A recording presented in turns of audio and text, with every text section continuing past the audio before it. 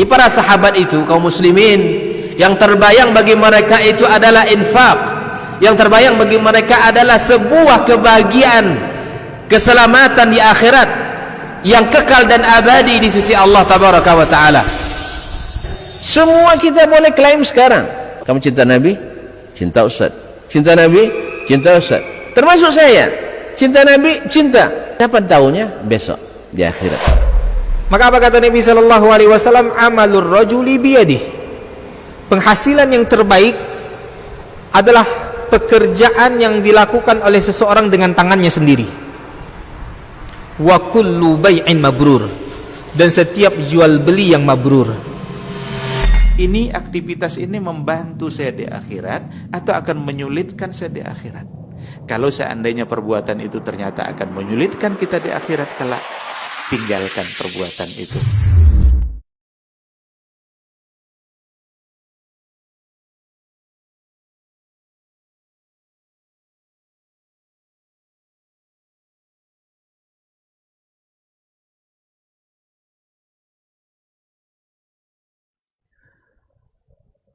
أما بعد فأولى ما يفتتح به الكلام بمثل هذا المقام الوصية بتقوى الله الملك العلام وطاعته على الدوام، فإن تقوى الله أعلى نسب، وإن طاعته أغلى مكتسب، إن أكرمكم عند الله أتقاكم، وتزودوا فإن خير الزاد التقوى. Bapak dan ibu-ibu, keluarga besar transportasi gas Indonesia, cabangnya, regional office Pekanbaru. Maklum jarang kesini, jadi tidak hafal gitu. Ataupun yang baik yang hadir di main meeting room ini, ataupun yang menyaksikan melalui media dimanapun berada, yang bergelar tak saya panggil gelar, yang tak bergelar tak panggil nama, mulai daripada pimpinan sampai karyawan, mudah-mudahan senantiasa dalam keadaan senang dan bahagia. Bersyukur kita di bulan Ramadan yang kita hadapi dengan penuh keimanan dan mudah-mudahan juga harapan, sehingga apa yang dijanjikan dapat kita raih dan wujudkan. Man sama Ramadhana imanan wa ihtisaban ghufira lahu ma taqaddama min dzambih. Siapa yang puasa Ramadan dengan penuh iman dan berharap dapat pahala dari Allah Subhanahu wa taala, diampuni dosa-dosa yang telah lalu. Bapak dan Ibu, saudara yang saya muliakan, salawat dan salam kepada baginda Nabi alaihi salatu wassalam, yang telah menjalankan dan telah mengajarkan agama ini dengan sempurna, sampai tidak ada sesuatu yang dibutuhkan oleh seorang muslim dan muslimah dari jalan-jalan kebaikan kecuali Nabi sallallahu alaihi wasallam sudah tunjukkan. Dan tidak ada jalan yang membahayakan atau sesuatu yang harus dihindarkan kecuali Nabi juga sudah ingatkan.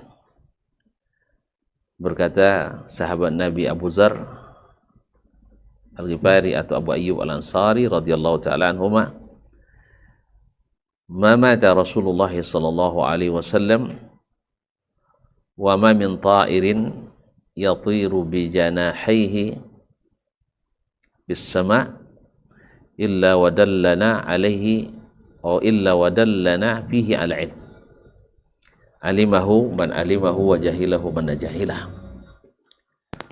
tidaklah Nabi sallallahu alaihi wasallam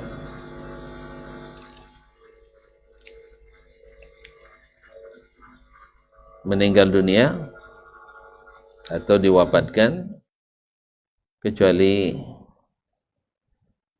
tidak ada burung yang mengepakkan kedua sayapnya di udara kecuali Nabi sudah tunjukkan pada kami ilmunya. Ada yang tahu, ada yang tidak tahu.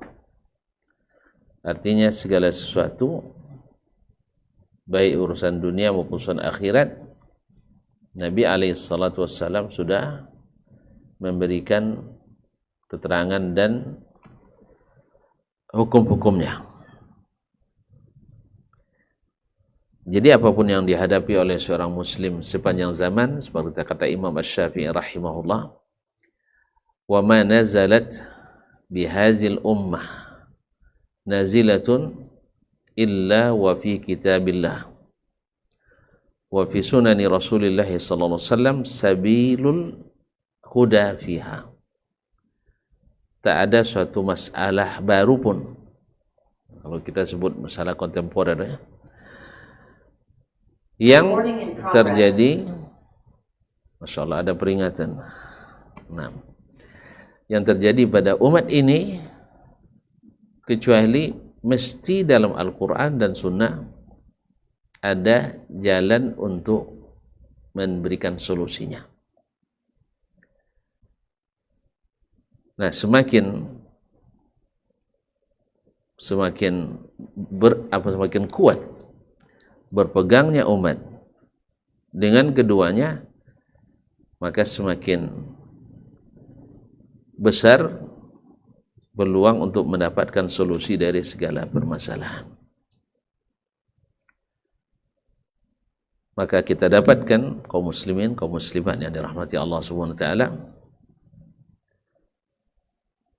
dari generasi umat ini yang paling berpegang kokoh dan teguh kepada petunjuk Nabi SAW adalah generasi sahabat, sehingga seluruh personil generasi tersebut selamat dari berbagai gempuran fitnah syubhat. Sehingga di zaman sahabat atau di kalangan sahabat tidak ada satupun personilnya yang terlibat aliran-aliran sesat. Tidak ada seorang pun yang terlibat aliran sesat. Padahal terjadi fitnah ini dan itu. Terjadi antara kaum muslimin berbagai fitnah. Perang Siffin antara pengikut Ali dan Muawiyah, perang Jamal, dan lain-lain. Kemudian lahir aliran-aliran baru dalam Islam, seperti aliran Qadariyah di Basrah, di bawah tangan Ja'd ibn Dirham, datang aliran Syiah di Kufah, melalui tangan Abdullah bin Sabah, Ibnu Sauda al-Yahudi. Lahir aliran Khawarij, juga di Harura, di Irak, di Kufah, dan lain-lain aliran. Tapi subhanallah, dari 100.000 lebih sahabat, tidak satu pun yang terlibat. Di 100.000 lebih sahabat, tidak ada satu pun sahabat yang terlibat aliran-aliran menyimpang. Benarlah kata Nabi SAW, taraktu fikum ma in tamassaktum bih amraini ma in tamassaktum bihima lan tadillu ba'dih. Kutinggalkan pada kalian dua perkara, bila kalian pegang teguh keduanya, kalian tak akan tersesat selamanya. Sesuai janji Allah dalam Al-Quran ketika menurunkan Adam alaihissalam, fa imma ya'tiyannakum minni huda, nanti bila datang kepadamu dariku petunjuk yang datang dari Allah, ada terrealisasikan dalam Al-Quran dan Sunnah. faman ittaba'a hudaya fala yadhillu wa la yashqa. Siapa yang ikut petunjukku takkan tersesat dan takkan melarang. Ma'asyiral kiram, oleh sebab itu maka generasi sahabat, walaupun mereka tidak semuanya sependapat, ada perbedaan pendapat, tetapi tidak membuat mereka terpecah dan terbelah, tidak membuat aliran-aliran keagamaan. Apa sebab? Karena mereka berpegang pada Al-Quran dan Sunnah. Maka pada masa seperti itu, umat Islam dimanapun tempatnya, mereka satu. Mereka satu. Sayang kita satu tempat aja, tidak satu. So, hari ini kita hari keberapa Ramadan? 9 garis miring 10 garis miring 11. Bisa tanggal 1 Ramadan ada 1A, 1B, 1C. Padahal logika mana yang bisa kita gunakan? Yang sehat. Bahwa tanggal 1 itu ada 3 kali. Ada enggak? Tanggal 1 bisa 3 kali. Nanti terima gaji 3 kali juga kita. Akan terima gaji tanggal 1, jadi gaji 3 kali.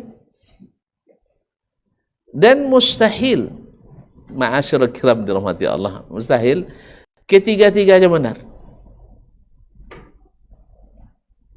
Mustahil ketiga-tiganya benar. Dan mustahil yang tanggal 1 membenarkan yang tanggal 2 dan tanggal 3. Afwan. Yang 1A membenarkan 1B dan 1C. Pasti nganggap salah. Dan seterusnya. Nah, harusnya dalam kondisi seperti ini, dan ini tak boleh terjadi. Serumah masa 2 kali puasanya atau 3 kali. Ma'asyil kiram dirahmati Allah SWT. Harusnya MUI dalam hal ini harus bertindak sebagai dokter spesialis, bukan dokter umum. Dokter umum kalau sakit kepala, paracetamol, penenang. Sakit perut, paracetamol, penenang. Sakit kaki, paracetamol, penenang. Akhirnya tenang. Kan itu, MUI bilang, yang puasa Senin, biarkan. Yang puasa Selasa, biarkan. Yang puasa Ahad, biarkan. Besok yang puasa Sabtu, biarkan. Akhirnya tenang. Akhirnya obat penenang. Tahu tidak Bapak dan Ibu yang dimuliakan? Obat penenang ini berbahaya. Berbahaya. Bisa menimbulkan komplikasi kalau sering mengonsumsi obat penenang. Makanya ketika yang diberikan yang seperti ini terapinya, maka umat susah sehat. Bagaimana kita menangani perkara besar yang ada dalam judul ini? Ya Pak? Bagaimana kita akan menangani masalah besar seperti dalam judul ini? Untuk berpuasa kita tidak siap satu tempat untuk bersama. Besok hari raya, kan sudah ada prediksi-prediksi. Menurut kalender Muhammadiyah, menurut kalender pemerintah, nanti menurut kalender aliran ini dan itu. Sehingga yang lain bilang, yang lebih duluan puasa, ya orang Muhammadiyah, dan yang sepakat dengannya menghitung bulan, anak bulan dari bawah. Maka tidak jelas. Hitung dari jauh. Ya Pak ya. Makanya tidak nampak. Ya pemerintah dengan NU sebagai basisnya menengok dari bawah juga, tidak jelas. Lambat nampaknya. Lalu syekh kami katanya, langsung ke rumah bulan. Jika nampak lahirnya anak bulan lebih dulu. Ini menurut klaim, semuanya klaim. Dan ini tak pernah terjadi. Dan setahu saya, yang seperti ini hanya terjadi di Indonesia. Mungkin karena terpengaruh dengan kaidah kebinekaan. Berbeda-beda tapi tetap sah. Berbeda-beda tapi tetap sah. Ma'asyarul kiram. Nah, harusnya MUI dalam hal ini harus berani mengambil langkah. Bahwasanya patokan kita adalah Al-Quran dan Sunnah. Karena generasi pertama dulu selamat dengan itu. Oleh sebab itu,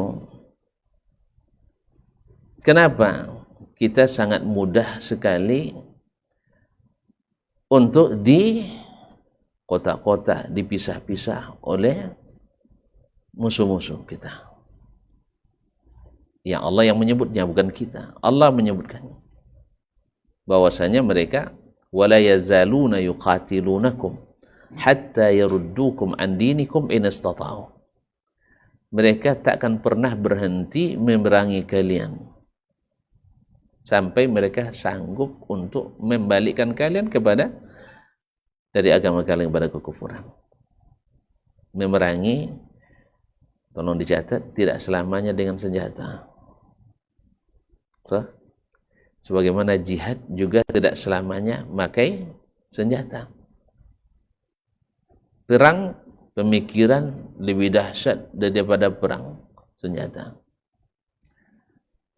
Orang bisa dengan memerangi pemikiran bahwa seluruh agama benar.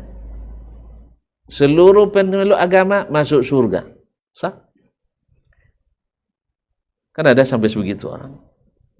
Sehingga kalau semua surga bukan milik umat Islam, untuk apa saya bertahan dengan Islam saya? Untuk apa saya memegang teguh agama Islam? Akhirnya masing-masing dari kita sesama umat akan melepaskan saudara kita yang menurut kita tidak sepaham dengan kita. Biarin aja lah. Dia juga tidak sepaham dengan saya. Dia yang keras sendiri. Masa nak Islam aja masuk surga, yang lain tidak masuk surga. Dan kaum muslimin dan muslimat dirahmati Allah SWT, inilah yang menjadi beban terberat umat hari ini.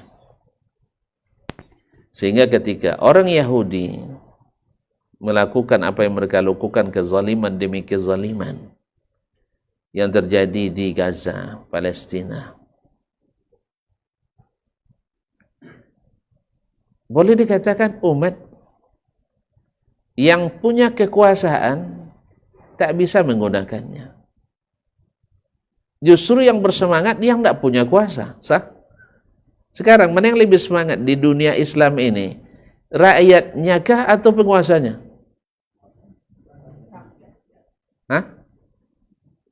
Yang berkor-kor untuk bantu Palestina, bebaskan Palestina, save Palestina, free Palestina. Rakyat apa? Rakyatnya. Harusnya yang berkuasa yang lebih bersemangat karena dia punya kekuatan. Kenapa kita yang lebih ini? Ada yang bisa jawab? Kuis, sediakan hadiahnya. Ada yang bisa jawab?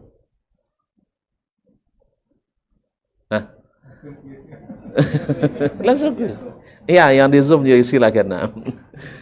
Ada yang bisa muliakan.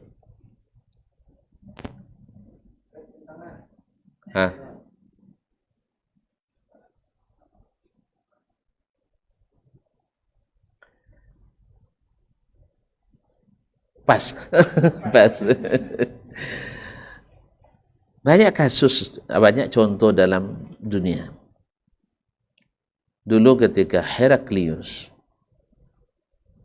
penguasa Romawi Timur, menginvestigasi Abu Sufyan dengan ekspedisi dagangnya. Orang Quraisy Mekah di masa damai dengan Nabi SAW setelah Sulhul Hudaybiyah, mereka bebas pergi ke Syam, ke Baitul Maqdis sekarang, ke Palestina, dalam sebuah ekspedisi dagang. Abu Sufyan Heraklius, Kaisar Romawi Timur, mendengar sudah ada nabi yang, atau minimal kata beliau, mengklaim ada nabi akhir zaman keluar. Maksudnya Nabi Muhammad sallallahu alaihi wasallam. Lalu dia beritahu ada orang-orang yang dari negerinya yang datang ke sini. Lalu dipanggil. Disuruh duduk di depannya. Abu Sufyan sebagai pimpinan rombongan di depan, anak buah di belakang. Saya nak nanya ini, kalau dia benar anggukkan, kalau dia bohong gelengkan. Pintar juga dia, Kaisar Romawi. Dia bilang, ditanya tentang Nabi, tentang sifat Nabi Muhammad sallallahu alaihi wasallam, dan jawabannya ada dalam Taurat dan Injil semua. Dari seluruh pertanyaan yang diajukan dalam investigasi tadi, semua jawabannya seperti yang disebutkan Taurat dan Injil. Berarti ini Nabi.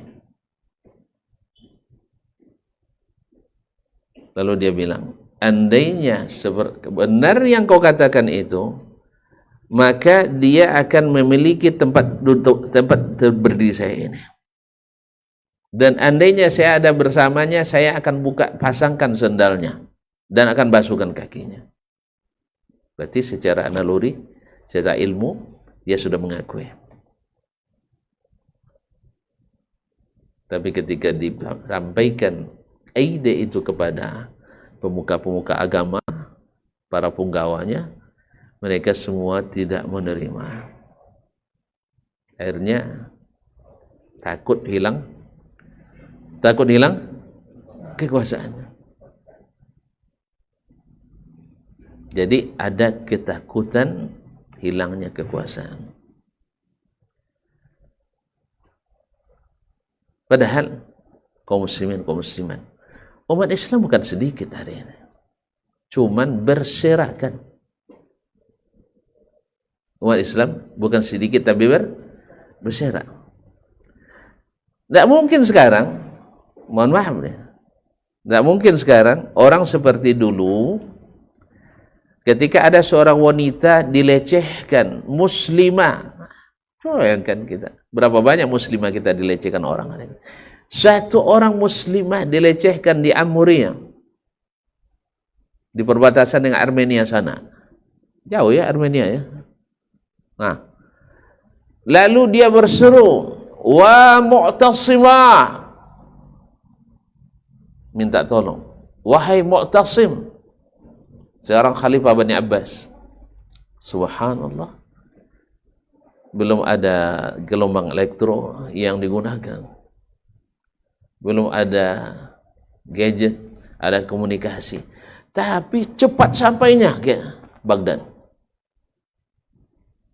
Dan Mu'tasim sebagai pemimpin tertinggi kaum muslimin, karena memang semuanya dalam satu pemerintahan, sah?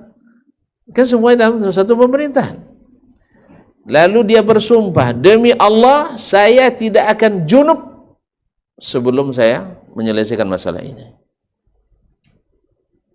Apa makna kalau tidak junub? Puasa.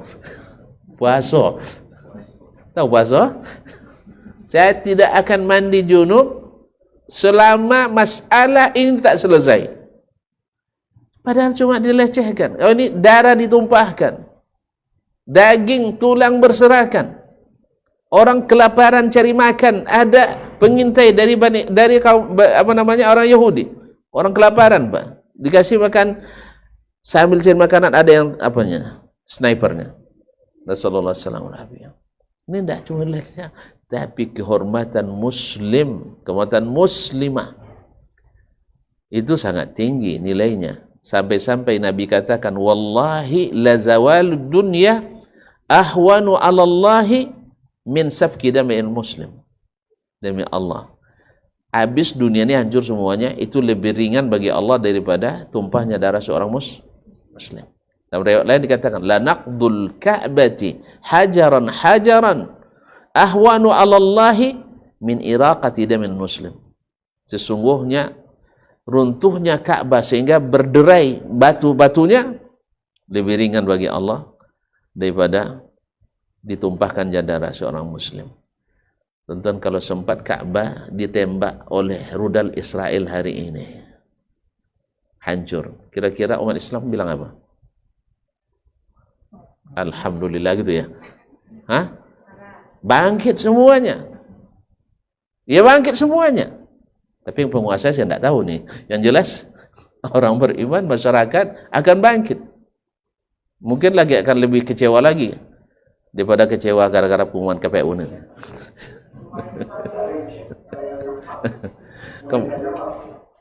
Baik, kaum muslimin kaum muslimat yang dirahmati Allah. Jadi demikian besarnya kehormatan itu.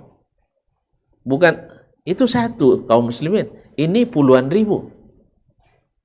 Satu. Al-Mu'tasim bersumpah, saya tidak akan junub sampai masalah selesai. Artinya saya akan puasa dulu. Ini dikirim sehingga ditaklukkannya Amuriyah. Dan ini ada contohnya di zaman Nabi SAW ketika orang Yahudi. Memang Yahudi ini kerjanya ngerjain orang terus. Tidak ada kerjanya kecuali ngerjain orang. Nabi aja dibunuhnya. Nabi-nabi dibunuhnya. Subhanallah. Dan memang pakar untuk berbuat jahat.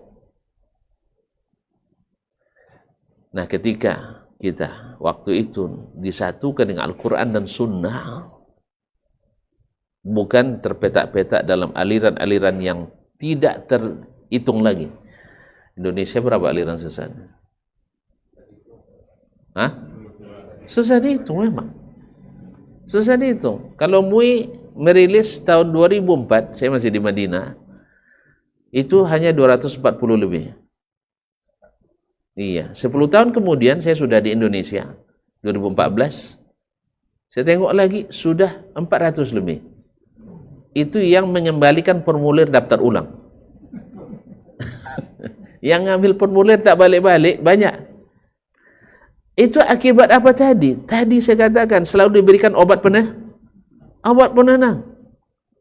Pada Allah sudah sebutkan obatnya ketika terjadi ikhtilaf, balik pada Al-Quran dan Sunnah. Itu yang dilakukan sahabat.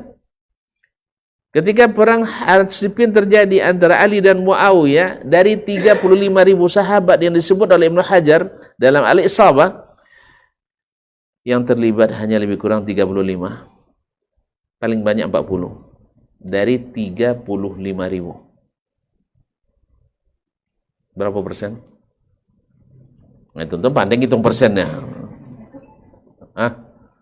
Berapa persen? 35 dari 35.000. 0,001%. Jadi kalau ada orang barat bilang, mereka tumpahkan darah untuk aus kekuasaan, tunggu dulu cua. Acu tidak paham. Nah. Tidak paham dia. Acu barat itu tidak paham nih. Iya. Tidak paham. Masa 0,001% menjadi suara mayoritas? Tidak mungkin. Kenapa mereka tahu? Nabi ingatkan, bila terjadi fitnah di antara kalian, jauhi semuanya.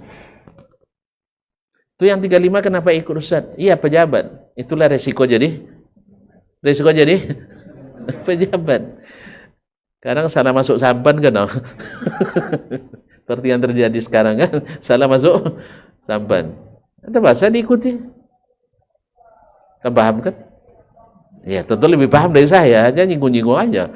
Saya tidak mendalami, tapi tonton paham sekali itu. Nah, kaum muslimin kaum muslimat dirahmati Allah. Jadi Al-Mu'tasim kirim. Dulu Nabi di pasar Qainuqa ada wanita muslim diikat kainnya dari belakang oleh orang Yahudi. Dia lagi jualan.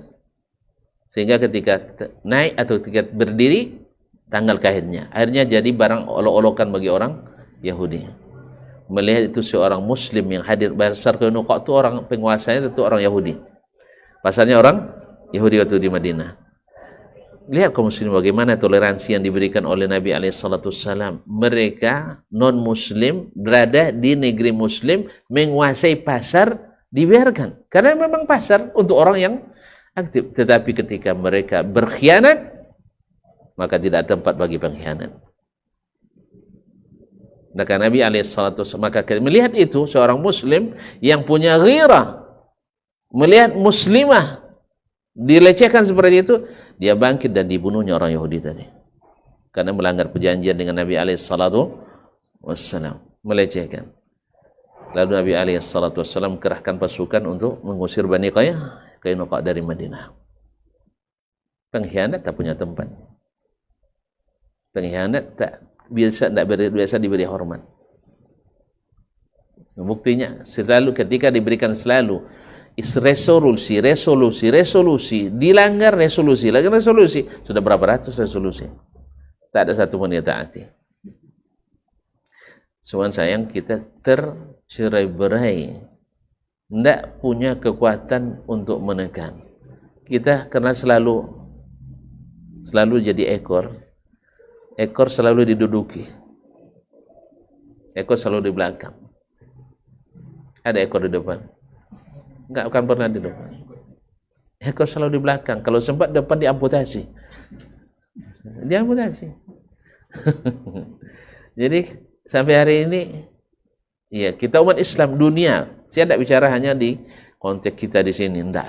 Umat Islam dunia semuanya sekarang jadi pengekor. Cuman ada yang ekornya parah, ada yang ekornya tidak terlalu parah. Itu aja masalahnya. Kalau kita masuk golongan mana? Saya tidak tahu. Ini sendiri. Jadi, Bapak dan Ibu yang saya muliakan, mungkin banyak yang bertanya, Israel itu kecil, rakyatnya sedikit. Sampai ada yang bilang, kumpul aja orang Riau nih. Iya banyak Riau lagi. Pergi kencingi orang Israel, tenggelam mereka. Cuman masalahnya sama dengan tikus yang nak pasang lonceng di leher. Kan ada konferensi tikus. Ada keputusan supaya kita tidak diserang terus oleh kucing. Ada caranya.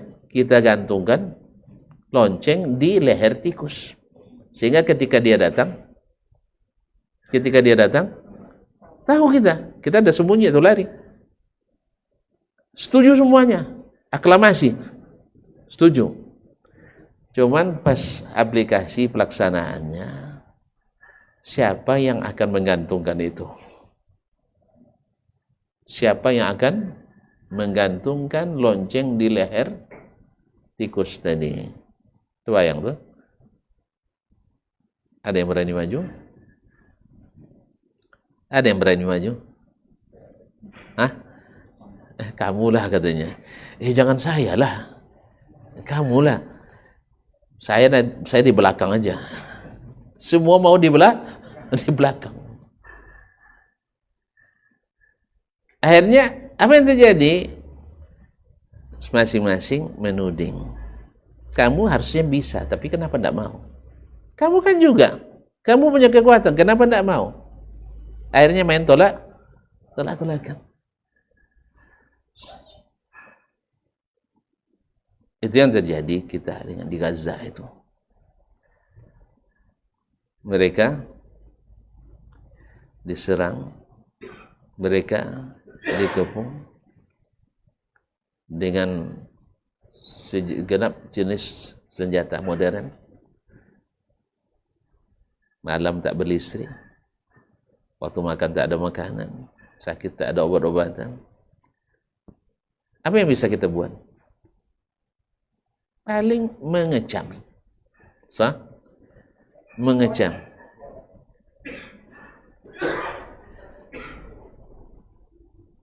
Mengecam kejadian itu.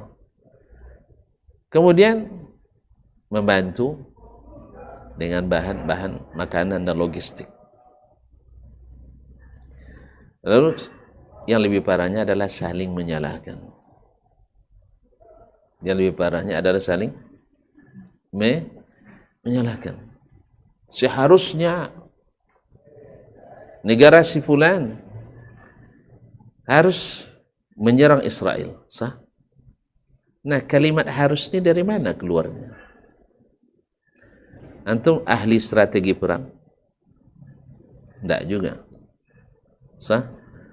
Ahli agama? Apalagi? Terus di mana? Menurut perasaan. Kalau perasaan, semua kita merasa. Semua kita merasa. Tapi kalau kenyataan tidak. Misalnya sekarang, untuk Timur Tengah, mungkin yang paling bertanggung jawab, mungkin dunia Islam semuanya adalah Arab Saudi, sah? Sahih? Arab Saudi. Tapi, kenapa tidak Mesir? Kenapa tidak Turki? Kan negara-negara besar itu. Kenapa harus Arab Saudi? Duitnya banyak. Duitnya banyak. Orang semakin banyak, duitnya semakin penakut, Pak. Iya. Kadang-kadang kita terpaksa berani aja, Pak. Kadang-kadang terpaksa berani. Kenapa berani curi? Karena tidak ada duit. Nah, kalau udah banyak duit, berani juga curi karena masih merasa kurang. Jadi, kenapa Arab Saudi tidak melakukan? Kadang-kadang sampai dikatakan Arab Saudi menjual Palestina kepada Yahudi. Baik. Antum yang mengatakan itu, ada surat bukti jual belinya?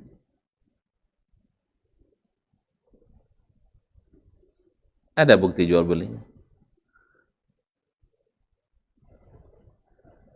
Oh, enggak, mereka bertemu. Berarti setiap bertemu jual beli ya? Kalau bertemu, Presiden Mesir bertemu juga dengan Presiden Israel. Bahkan mereka punya hubungan diplomatik. Presiden Turki bertemu juga dengan Israel. Mereka punya hubungan diplomatik. Arab Saudi, alhamdulillah, belum mempunyai hubungan diplomatik. Tapi di hubungan gelap saya tidak tahu. Iya. Gelap kan tidak nampak. Nah, kalau antum nampak, saya curiga juga. Pakai apa antum bisa nampak? Iya. Antum bisa nampak hubungan gelap. Namanya gelap kan tidak nampak. Kalau gelap-gelap semuanya kita kayaknya punya semuanya. Iya. Kalau hubungan gelap rata-rata pun punya nampaknya. Nah, kenapa mereka tidak bisa? Tadi saya katakan, dulu Mu'tasim bisa karena seluruh umat Islam di bawah satu tali komando. Dulu Salahuddin Al-Ayyubi bisa karena umat Islam satu komando. Kecuali ketika Salahuddin nak mengembalikan Baitul Maqdis dari cengkraman kaum Salibis, lama. Tahu tidak tuan-tuan bahwa pernah di masa perang salib dulu Baitul Maqdis hampir 100 tahun tak ada dikumandangkan azan? Pernah dengar? Hah? 90 tahun lebih tak dikumandangkan azan. Saya tidak meringankan masalah, jangan salah paham. Cuman dibanding dulu sekarang lebih ringan.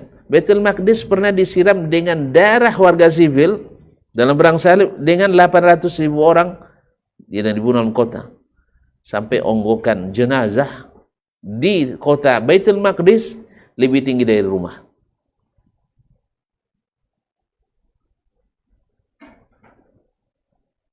Kapan baru Allah berikan kemenangan? Setelah Allah utus orangnya yang tepat di saat yang tepat, Salahuddin Al-Ayyubi. Tapi prosesnya bukan sebentar. Dan bukan orang yang biasa. Salahuddin juga, kalau tadi Mu'tasim bersumpah, tidak akan junub sebelum masalah Amuriyah tuntas. Salahuddin juga tidak makan sampai Baitul Maqdis kembali ke pangkuan Islam. Ada yang bisa enggak? tidak makan nasi dulu roh sampai Gaza dibebaskan. Ada enggak? Nah, berarti belum ada zamannya saat ini. Jadi kalau kita tidak bisa, kenapa nyalakan orang lain yang juga mungkin lebih tidak bisa dari kita? Kita aja yang miskin tidak berani meninggalkan dunia ini, apalagi mereka yang kaya-kaya. Saya ingin bercerita kaum muslimin ketika perang Irak menginvasi Kuwait tahun keberapa? Irak menginvasi Kuwait. Hah? 91. Ya. 91. Irak dituduh oleh Amerika punya senjata pemusnah massal. Ternyata omong kosong. Andainya dia dusta, sengaja bikin dusta, lebih buruk. Tapi kalau seandainya dia punya intelijen, berarti salah analisa. Dua-duanya buruk.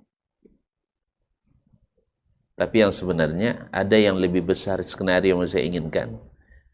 Ingin buka pangkalan di Timur Tengah. Dan negara Teluk tegas menolak. Negara Teluk tegas menolak. Duit ambillah. Isaplah minyak ini. Tidak apa-apa, ambil. Bawa lah. Tapi pangkalan tidak. Lalu apa yang dibuat? Maka dihasunglah Saddam Hussein. Kan daerah konflik di seluruh negara itu ada ya. Indonesia dengan Malaysia ada daerah konfliknya. Dengan Papua Nugini ada konfliknya. Kuwait dengan Irak ada. Arab Saudi dengan Yaman ada. Semua dibuat. Memang hebat dulu tukang peta penjajah itu. Iya. Ditinggalkan daerah konflik semua. Kampar dengan Pekanbaru. Kampar dengan Rahul. Sampai ke Mahkamah Agung kasusnya. Coba bayangkan itu. Sebenarnya harusnya Rahul tahu diri lah sebenarnya ya. Kan adik melawan sama nenek. Tapi begitulah yang terjadi kaum muslimin. Ada aja daerah konflik yang ditinggalkan. Disuruhlah invasi ke Kuwait. Nah, Kuwait kecil. Tidak akan kuat menghadapi 1 juta pasukan Saddam Hussein dengan bersenjata yang terlatih. Nah, tentu siapa yang akan bantu? Yang berbatasan langsung, Arab Saudi. Di samping Arab Saudi berhutang budi sama Kuwait. Ini rahasia lagi ya. Hutang budi, apa hutang budinya? Ketika pasukan dari Turki menguasai atau berhasil membubarkan kerajaan Arab Saudi pertama, yang dikepalai oleh Ibrahim Ali, Raja Arab Saudi, Abdul Aziz, lari ke Kuwait. Dari Kuwaitlah bertolaknya kembalikan Riyadh. Sehingga lahirlah kerajaan Arab Saudi periode ketiga. Yang sekarang berdiri itu di tangan Raja Abdul Aziz. Nah, ketika Kuwait invasi tentu Arab Saudi harus ikut. Dan itu yang diharap betul oleh Amerika. Apa sebab? Saudi terlibat. Ini orang duitnya banyak. Nah, dan dia menjadi penentu di Timur Tengah. Sehingga mau tidak mau, ya, Amerika dan sekutu membesar-besarkan bahaya Irak ini.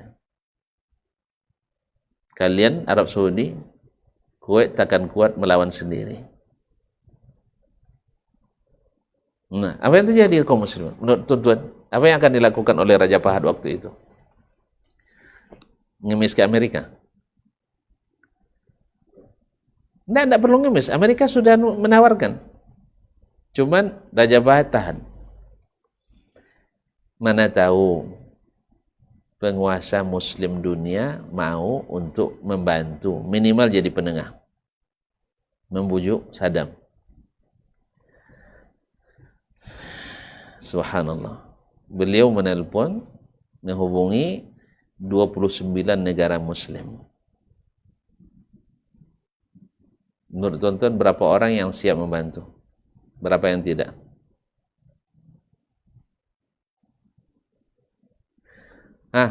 Pak, kira-kira aja dulu. Nggak ada yang mau bantu. Bapak paham. Alhamdulillah. Berarti Bapak dah tahu ya, Masya Allah. Iya. Tidak satu pun yang siap. Karena mereka tahu ini skenario Paman Sam. Tulang yang berbicara. Iya. Nah, Paman Sam, skenario. Dia targetnya tadi, Arab Saudi menyerah, maka izin pangkalan dapat. Sebab kalau mereka sudah buka pangkalan, mengacaukan Timur Tengah sangat mudah. Menimbulkan perang sana sini. Mereka juga punya anak terkaki tangan, yaitu Iran. Ini anak emas kedua setelah Israel. Allah musta'an. Akhirnya tak satu pun kepala negara muslim yang siap. Dan perang sudah pasti di depan mata. Bahkan Scud Irak sudah mendarat di Riyadh. Ya, di kampus Jamiatul Imam sudah sampai Scudnya. Masya Allah. Dan Amerika mendesak terus untuk menawarkan bantuan. Tidak ada respon dari kepala negara muslim, Presiden Indonesia tidak ada respon. Diiyakan tidak, ditolak pun juga tidak. Bapak digantung tak bertali, digenang tak berair. Tahu tak? Digantung tak bertali, digenang tak berair. Dia tunggu-tunggu, tak bakal datang. Kalau itu mundur teratur lah kita. Sama dulu ketika melamar anak gadis itu kan, calon haji kan tak kan ditolak adanya. Tapi apa-apalah tunggulah dulunya. Tunggu setahun tak ada jawaban. Setahun tak ada jawaban, Pak. Tahu diri lah kita. Rubahlah haluan kan. Nah, ini tuh. Jadi tidak ada jawaban. Iya tidak. Tidak juga tidak. Akhirnya para Raja Fahad mengumpulkan para ulama besar. Minta pendapat dan fatwa. Karena Amerika tetap mendesak. Akhirnya sebagian besar melihat maslahat menerima tawaran Amerika. Untuk menghindari pertumpahan darah antar sesama muslim lebih berat lagi. Jadi itu masalah. Nah, kembali kepada Gaza sekarang. Kehadiran Saudi secara de facto di lapangan itu sangat diharap oleh orang Syiah. Sangat diharap oleh orang yang bekerja sama dengannya. Supaya apa? Sebab ketika dia masuk, maka akan dikeroyok beramai-ramai. Masuk lewat Syria Syiah. Masuk Lebanon Syiah. Masuk lagi mana Ustaz? Jordan, kawan Israel. Lewat Mesir, kawan Israel. Makanya mereka perhitungkan, biarlah kami dulu mengamankan dua tanah suci ini, Makkah dan Madinah. Mana yang lebih berharga? Mengamankan Makkah Madinah atau membebaskan Palestina?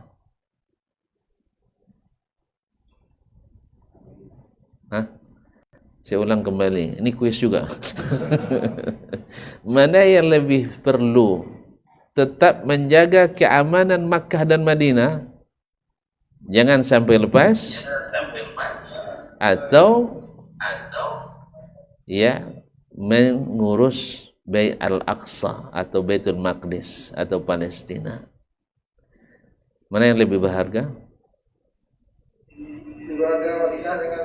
Lebih berharga Makkah dan Madinah.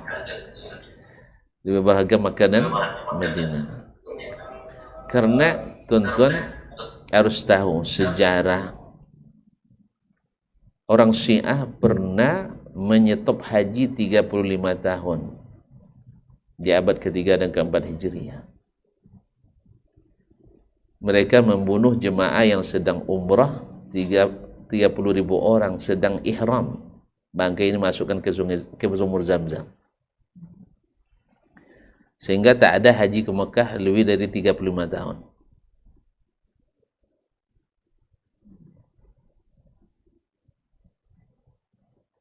Apakah Arab Saudi akan meninggalkan dua tanah suci ini lalu mengurus Baitul Maqdis yang belum tentu mereka menangkan pertarungannya? Tadilah, siapa yang akan siap pemimpin muslim? Saya tanya dari awal tadi, ada tak pemimpin muslim yang siap dan bersemangat? Hah? Tekan kepala kita, tapi dada kita. Iya. Akhirnya nanti Arab Saudi akan sendiri maju dan akan mengganggu kestabilitas keamanan dalam negerinya. Otomatis Makkah Madinah akan goyah. Oleh sebab itu maka mereka melihat Makkah dan Madinah lebih harus dijaga dulu, dan ini Palestina tanggung jawab umat Islam bersama. Ayo, Mesir kan bangga tuh besar-besar orangnya. Turki kan hebat kan? Nah, ayo kita minta bersama-sama. Tapi ternyata tidak. Masalah jadi karena kita semuanya berserakan. Menyatukan umat Islam dalam puasa ini saja dan berhari raya nanti belum mampu kita. Bagaimana untuk menyatukan saf kita dalam berjihad fisabilillah? Apalagi sebagian pakar kita pantang mendengar kata jihad, karena jihad itu konotasinya keras, karena dia menyangka bahwa jihad itu hanya dengan kaum muslimin. Ini memang harus kita buktikan. Nabi tahun ke-8 Hijriah diberikan nikmat membuka kembali kota Mekah yang baru 8 tahun yang lalu penduduknya haus darah terhadap kaum muslimin.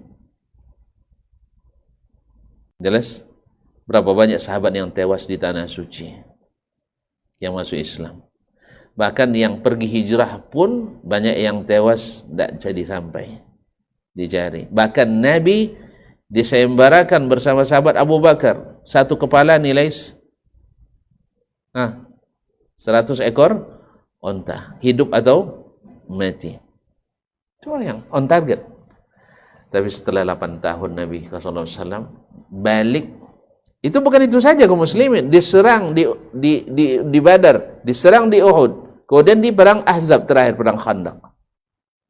Belum lagi fitnah ke negara manapun, ke Persia dibuat fitnah, ke Romawi dibuat fitnah, bahwa Nabi pengacau. Tapi setelah Nabi kembali, apa yang terjadi?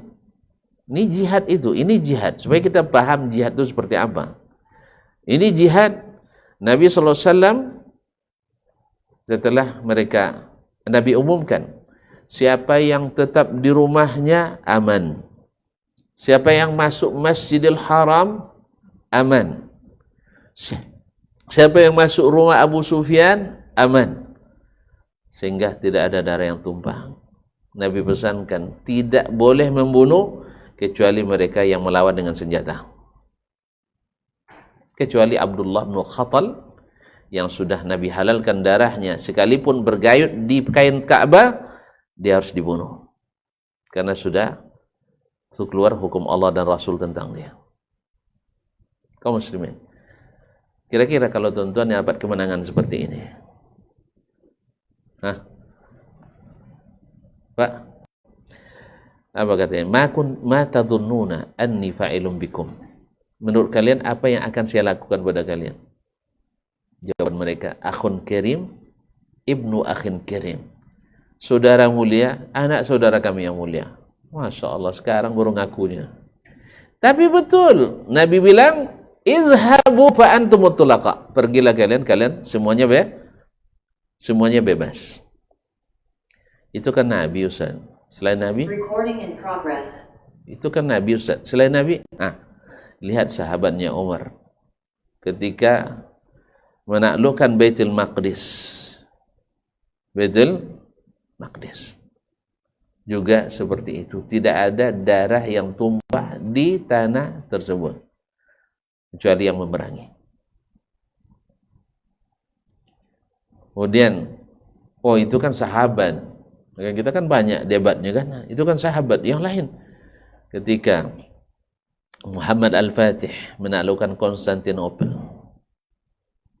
ya, selesai usai perang, maka tidak ada dendam. Tidak ada dendam.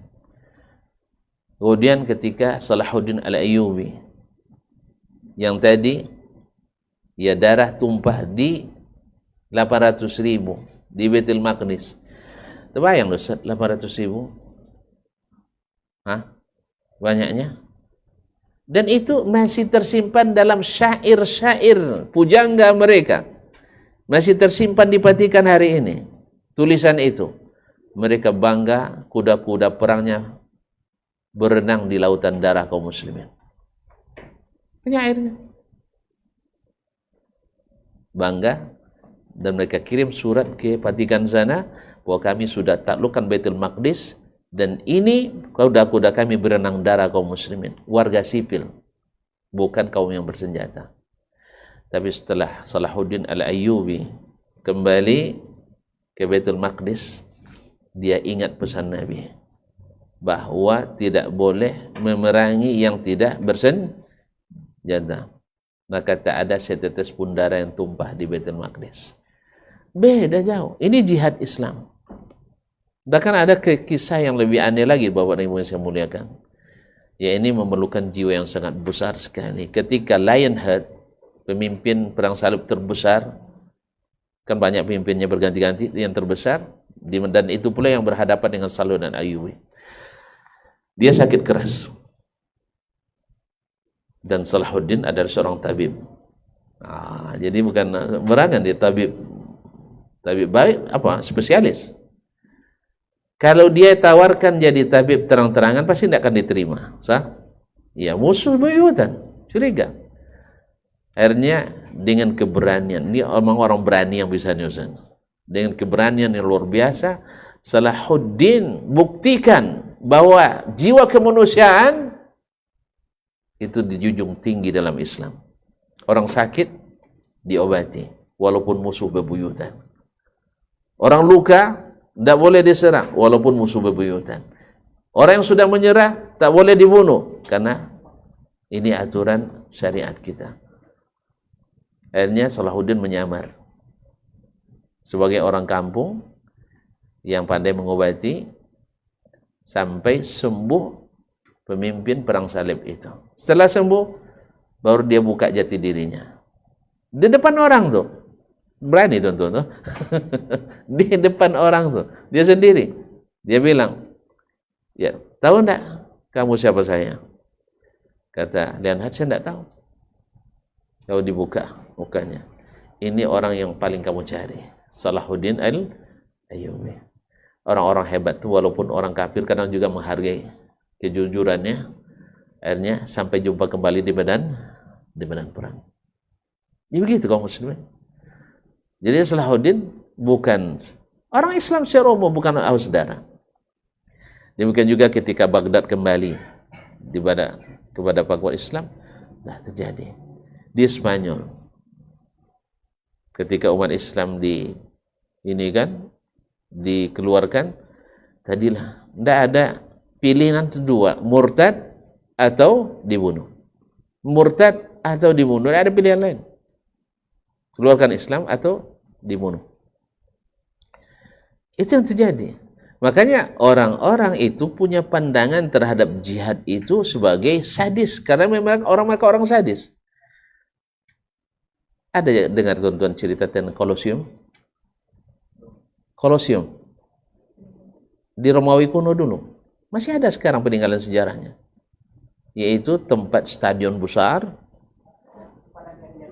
Tahu rupanya, macam tidak tahu aja.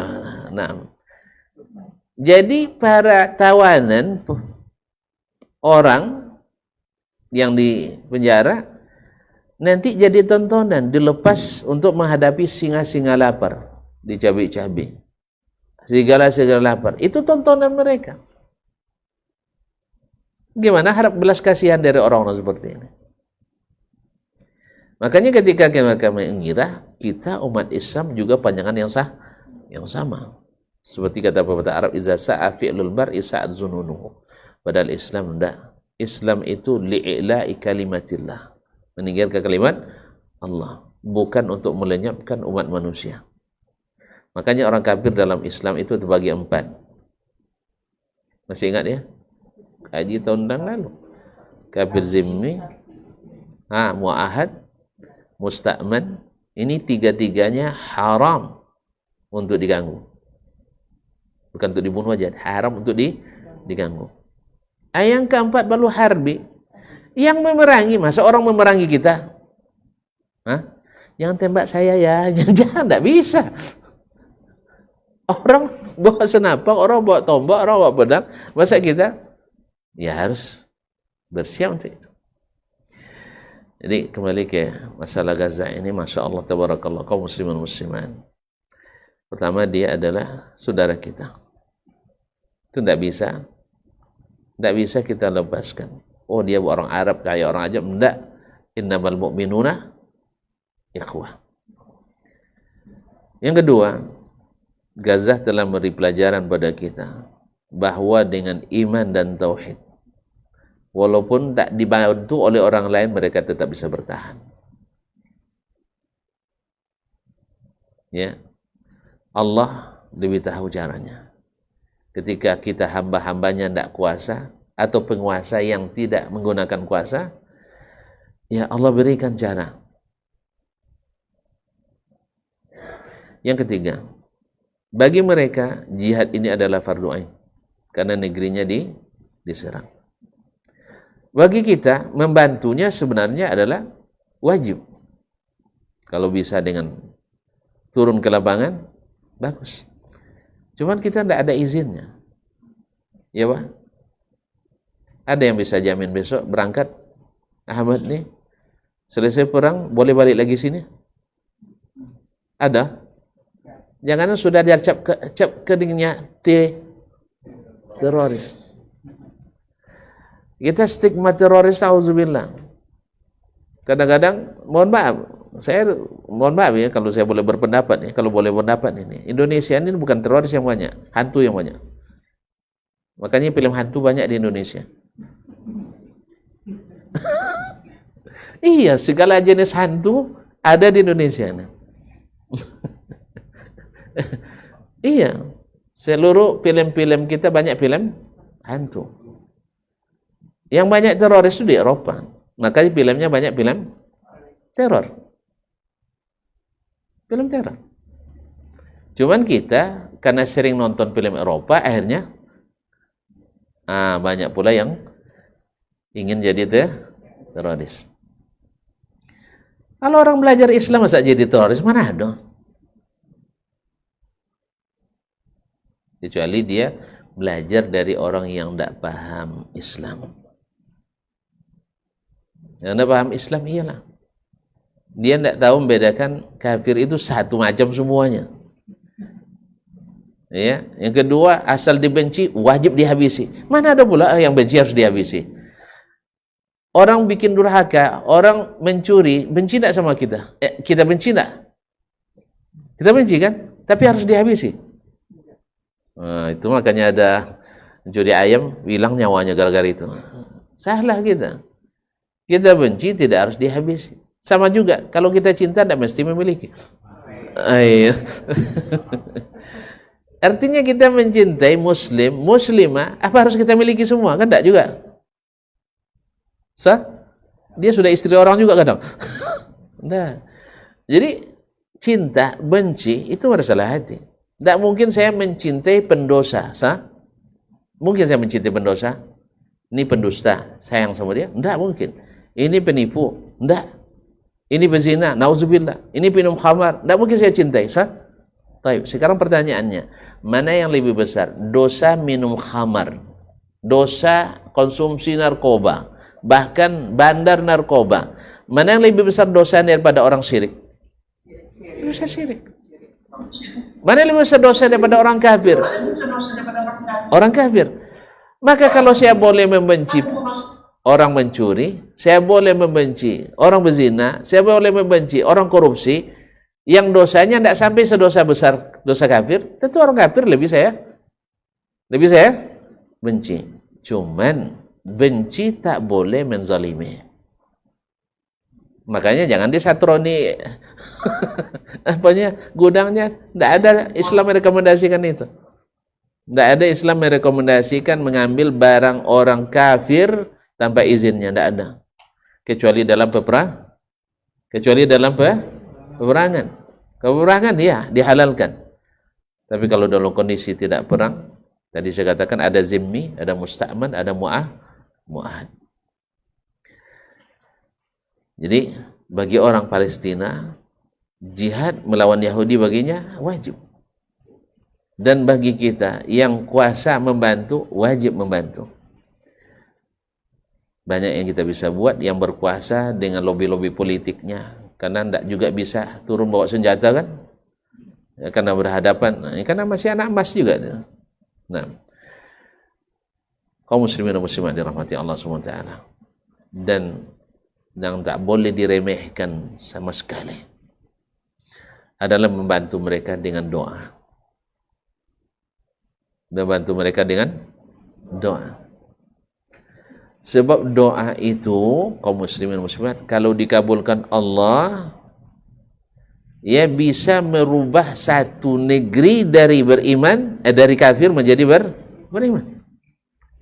Dari negeri zalim menjadi negeri yang adil. Tuh, Fir'aun, dia menguasai tanah, menguasai bumi, menguasai sungai-sungai di Mesir. Dia banggakan. Bukankah kalian lihat nih sungai-sungai mengalir di bawah perintahku? Karena sudah akhirnya doa Musa untuk menghancurkannya, akhirnya dia ditenggelamkan dengan yang dia banggakan tadi. Na'asyirul kiram rahmati Allah SWT. Umat Nabi Nuh, tertawakan Nabi Nuh bikin sampan, bikin kapal di atas gunung yang jaraknya bermil-mil dari laut. Gila nih kamu nih. Tapi enggak, dicemooh-cemooh, akhirnya sampai juga puncaknya, wada'a rabbahu inni maghlubun fantasir. Ya Allah, saya ini diremehkan orang ini, saya ini ditolak, orang ini kafir pada saya. Akhirnya Allah buka, fatahna abwaabas samaa'i bima'in munhamir, kami buka pintu langit dengan air yang turun deras sekali. Wa fajjarnal arda uyunan, dan bumi ini semuanya menimbulkan air. Faltaqal ma'u ala amrin qad qadir. Selesai masalah. Doa. Jadi saya heran, doa aja dapat ecunya. Doa itu lebih berharga dari segalanya kaum muslimin. Karena dia menunjukkan penyerahan diri kita pada Allah SWT. Doa itu bukan masalah kecil, masalah besar. Buktinya berapa kali tuan-tuan teringat mendoakan mereka dalam sehari? Kayaknya sudah 3 bulan tidak doakan nampaknya. Iya, doakan bini aja udah lupa. Doa itu bukan masalah mudah. Doa itu adalah silahul mu'min, senjata orang beriman. Nah, kemudian kita berharap negara-negara yang paling dekat untuk bersatu dan berpadu. Tapi tidak ada yang bisa menyatukan kecuali Al-Quran dan Sunnah. Kecuali Al-Quran dan Sunnah. Maka diakui atau tidak diakui, terima tak terima, saya akan katakan bahwa ketika mereka menjadikan Al-Quran dan Sunnah menjadi rujukan utama dalam beragama, walaupun tidak sempurna, maka minim aliran sesatnya. Ya. Kalau kita tadi di Indonesia tercatat aliran sesat berapa? 400 lebih. Alhamdulillah di Arab Saudi tidak ada yang resmi di aliran sesat tercatat. Karena mereka tidak bisa hidup. Karena apa?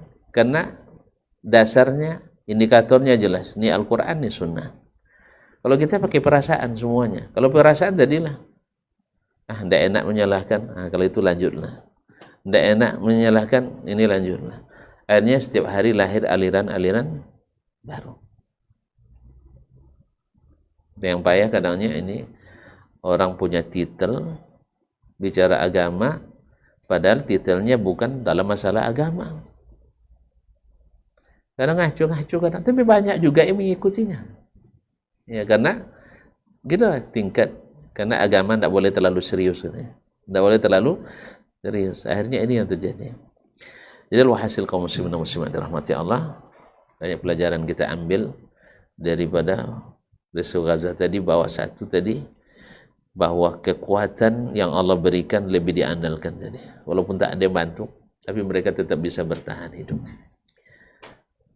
Yang kedua, jihad. Kalau negeri kita diserang, itu adalah wajib bagi yang ada di tempat itu. Yang ketiga, kalau tidak bisa bertahan menjalankan agama di tempat kita, maka disyariatkan untuk pindah ke negeri kaum muslimin. Dan ini dipatwakan oleh seperti Syekh Albani. Cuman sekarang negeri Islam yang mana yang bisa menerima semua orang Palestina hijrah? Indonesia siap? Tidak. Arab Saudi siap? Kalau semua tidak siap. Karena di Saudi sendiri sudah lebih dari 1 juta orang Palestina.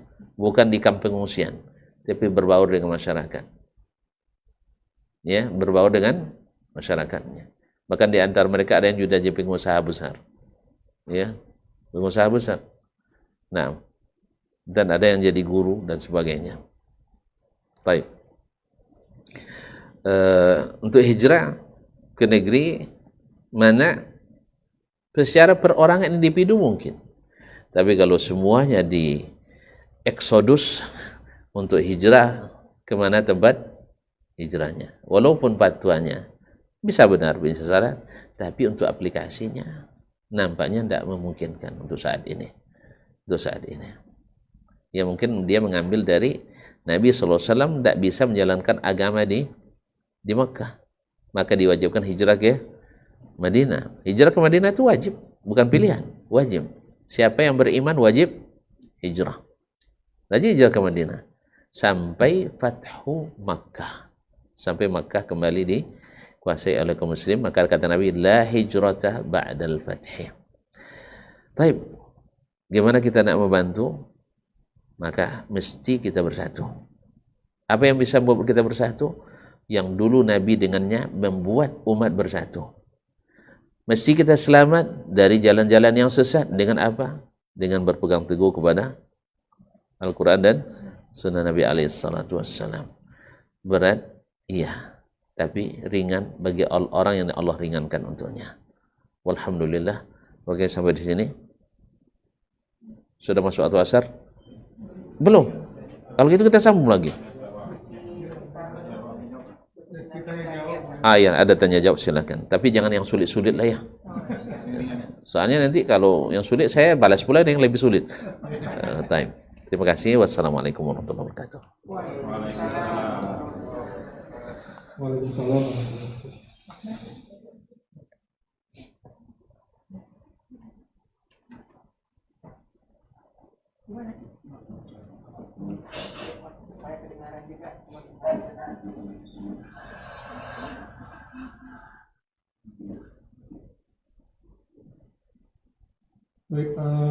Baik.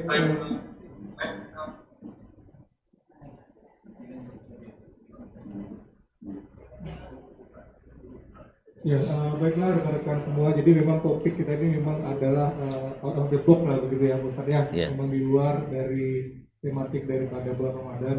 Sengaja memang kita mengambil judul ini untuk menambah wawasan kita, kemudian kita mengambil pelajaran ibrah.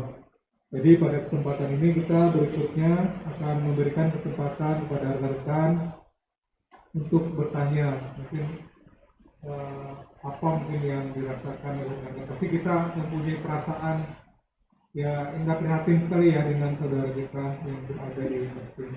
Lalu kita persilahkan kepada rekan-rekan yang berada di office yang di Zoom untuk bertanya kepada Ustaz. Silakan. Ya, bisa.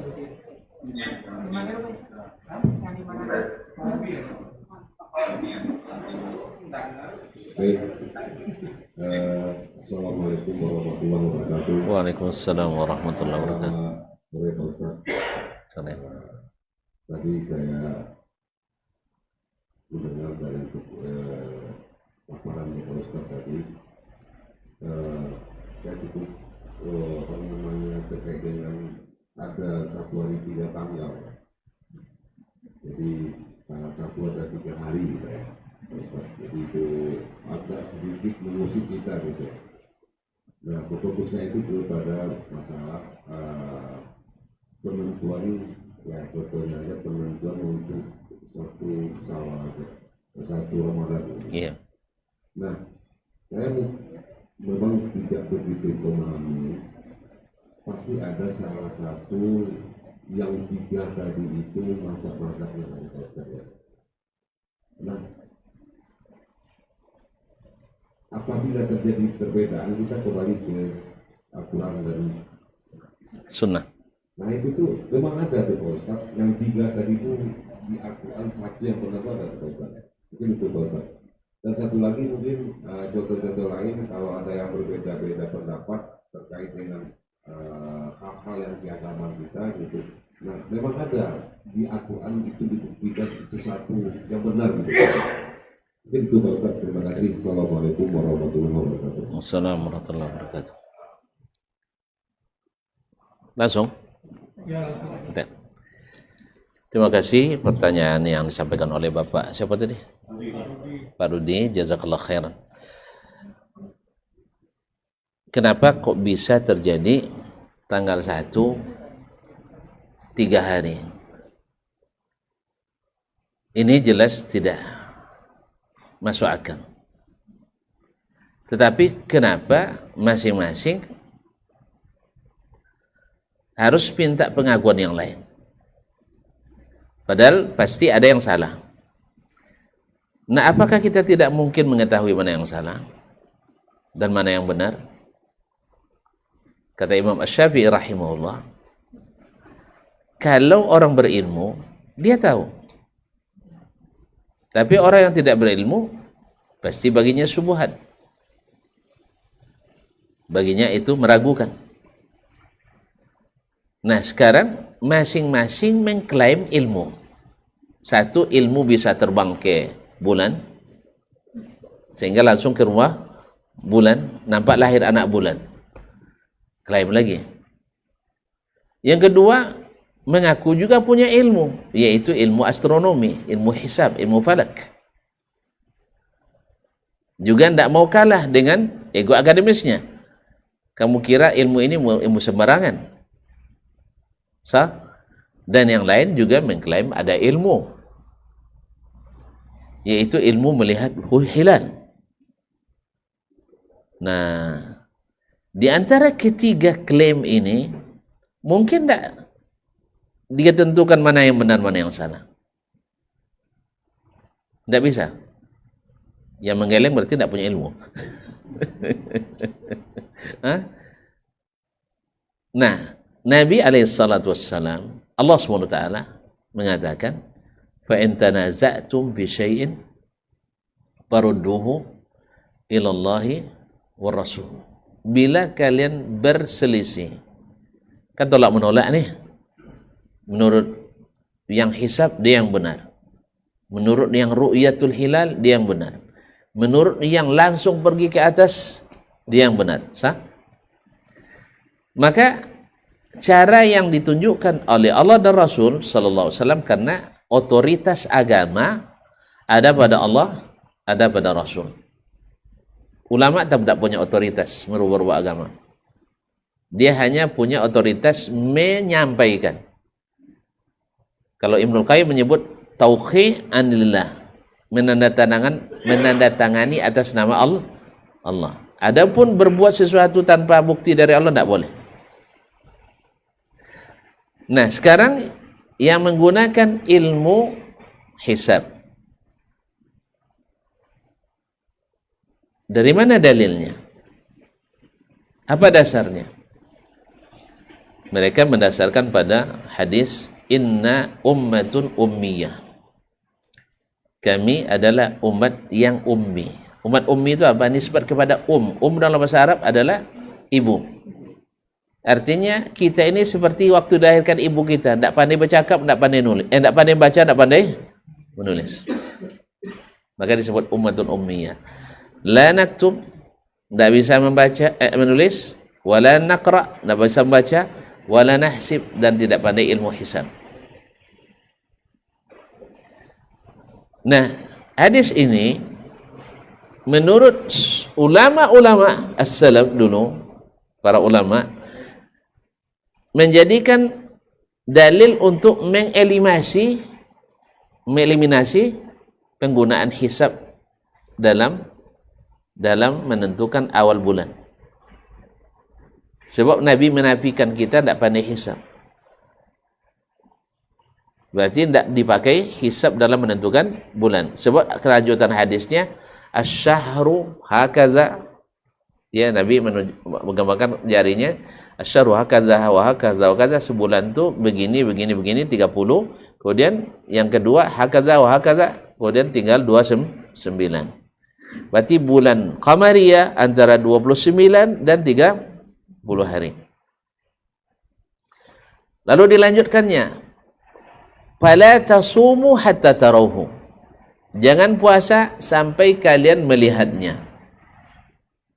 Wala tuftiru hatta tarawhu. Jangan kalian pula berhari raya sampai terlihat anak bulan. Berarti jelas di sini hadis redaksinya menafikan hisab. Menafikan hisab. Makanya tidak satupun ulama mazhab yang 4 yang merekomendasikan hisab dalam menentukan awal bulan. Tidak satupun ulama mazhab yang imam mazhab yang 4 yang merekomendasikan. Tapi di antara pengikut mazhab ada sebagian yang merekomendasikan untuk memakai tanda sebagai tanda, bukan sebagai penentu. Apa maksudnya? Kapan kita harus melakukan ru'yat berdasarkan hisab? Hari ini tanggal 29, ya, berarti hari ini kita melakukan ru'yatul hilal. Tapi dasarnya menentukan masuk atau tidak pakai hisab, tidak, tetap pakai ru'yatul ain. Kalau yang ketiga tadi ya langsung ke bulan, kan ini kan klaim tidak ada, anggap tidak ada ini. Lalu kita merujuk kepada, kan disuruh kembali pada Allah dan Rasul. Ketika kita kembali kepada Nabi SAW, Nabi SAW berapa kali puasa? Tidak tahu. 9 kali. Karena puasa diwajibkan tahun kedua Hijriah. 2, 3, 4, 5, 6, 7, 8, 9, 10. Tahun 11 Nabi dah wafat. Karena wafat bulan Rabiul Awal, tanggal 12 Rabiul Awal tahun 11 Hijriah. Berarti 9 kali beliau puasa Ramadan. Dari ke-9 kali itu, apa yang dilakukan Nabi SAW menentukan awal masuknya Ramadan dan awal masuknya bulan Syawal. Maka dicatat hanya 2 cara. 1, melihat bulan hilal. Melihat hilal, yaitu bila hilal itu tenggelamnya setelah matahari tenggelam dan terlihat, berarti hilal untuk bulan depan. Bila tenggelamnya sebelum matahari tenggelam, berarti untuk bulan yang lalu. Misalnya tanggal 29 Sya'ban, di petang harinya kita mengintai, menunggu-nunggu anak bulan. Terlihat oleh seseorang, dia terlihat sebelum matahari terbenam dan terbenam sebelum matahari terbenam, berarti hilalnya bulan lalu, sisa bulan yang lalu. Jelas? Tapi terlihat setelah matahari tenggelam, walaupun sebentar, ini tidak lama, kadang 2 menit, kadang 3, jarang lebih. Nah, kalau terlihat setelah matahari terbenam, berarti bulan baru, berarti besok puasa. Ini yang pertama. Metode kedua, tidak terlihat. Tidak terlihat. Maka Nabi katakan sempurnakan bulan Sya'ban 30 hari. Dan tidak direwatkan selain itu. Berarti metode Nabi hanya 2, yaitu melihat bulan atau menyempurnakan bulan sebelumnya 30 hari. Nah, kalau ada yang menggunakan metode lain, diperlukan dalil tambahan. Ternyata dia tidak punya dalil. Oleh sebab itu kita ketahui bahwa metode yang lain itu tidak disyariatkan. Tidak disyariatkan. Kalau tidak disyariatkan boleh dipakai? Tidak boleh dipakai. Kalau dipakai juga salah. Salah kan? Nah, ini yang harus dilakukan oleh MUI. Harus berani mengatakan ini salah. Sehingga umat nanti tidak berserah. Soal masalahnya serumah, mertua sudah puasa, menantu masih numpang rumah mertua, masih makan. Tentu sesinggung mertuanya. Nah, malam besok bilang sama anak perempuan, besok tahun depan kalian jangan di rumah ini lagi, ndak, katanya. Iya. Di masjid ini orang masih tarawih malam 30. Lewatlah rombongan takbiran. Sengaja pula dia lama-lama berhenti dekat masjid tuh. Allahu Akbar, Allahu Akbar. Terganggu orang sholat. Kira-kira Bapak diganggu seperti itu, tenang enggak? Hah? Awak masih loyo-loyo besok pagi, masih puasa, kawan sudah makan lontong. Ini rentan merusak hubungan di antara kita. Maka ini harus dijauhkan. Jangan ditambah lagi. Ini Al-Ghazal tidak bisa kita bantu gara-gara tadi. Tidak ada kata sepakat dalam umat Islam hari ini. Kayaknya nunggu Isa Al-Masih dulu turun atau Al-Mahdi. Ini tampaknya. Tapi akan ada janji Allah, pasti terjadi. Akan ada khilafah ala min hajjun nubuwah. Jadi dengan begini kita tahu mana yang benar, mana yang salah. Berarti teori itu tidak disyariatkan. Kalau ada yang ngotot syariatkan, butuh dalil. Tidak ada dalilnya, berarti Anda mengada-ngada.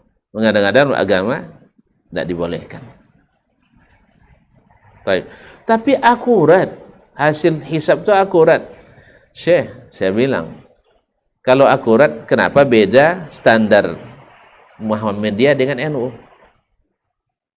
Beda lagi standar orang Arab Saudi dengan orang Asia Tenggara.